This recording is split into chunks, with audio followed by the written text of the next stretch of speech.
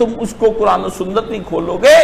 اور تمہارے مولوی اب ان حدیثوں کا انکار کرتے ہیں کہ بخاری کی جو حدیث ہے یہی گاندھی کہتا ہے کہ حدیث عماد صحیح نہیں، حافظ زبیر کہتا ہے صحیح نہیں۔ ان منکرین حدیث سے بات کرتے ہو، انکار ہمارا مسئلہ حسینیت یزیدیت نہیں ہے، ان کا ہمارا مسئلہ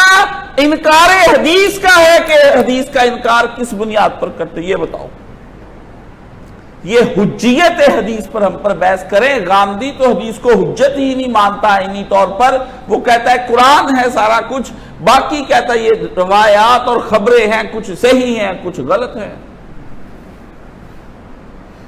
تمہیں کیا پتا وہ کہاں سے کھیلتا ہے؟ وہ آدمی ٹی وی پہ کچھ اور ہے، کتابوں میں لکھتا کچھ اور ہے۔ کوئی مائی کا لال جو ٹی وی سے متاثر نہیں آیا اس کی کتابوں کو سامنے رکھ کر مناظرہ کر لے۔ 100 دفعہ اپنا آدمی یہ موقف بدلتا ہے، اور یہ خوبی ہے ناسبیوں کی کہ ایک خواب دیکھا حضرت معاویہ کے حق ہونے کا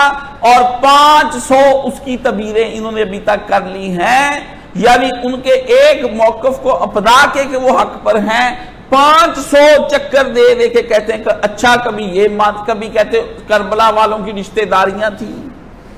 اس لیے جنگ کیسے ہو سکتی ہے، کبھی کہتے ہیں وہ 10 محرم کو پہنچ ہی نہیں سکتے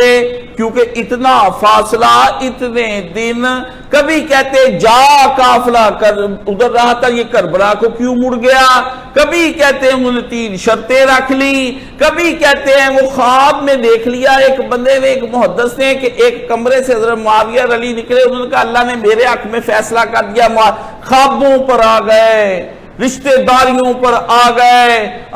پھر تاریخ بدلنے پہ، شہر بدلنے پہ آگئے، مکان و زمان کی بحثیں چھیڑ دی۔ ایک دن میں اونٹ 24 کلومیٹر طے کرتا ہے، اگر طے کرے تو 18 کلومیٹر رہ جاتے، اس دن کربلا پہنچتے ہی نہیں۔ منگل کو قافلہ چکا، اس دن 8 ذی الحج تھی ہی نہیں، 2 پچھلی تھی، 4 اس تھی، ہائے میرے ربا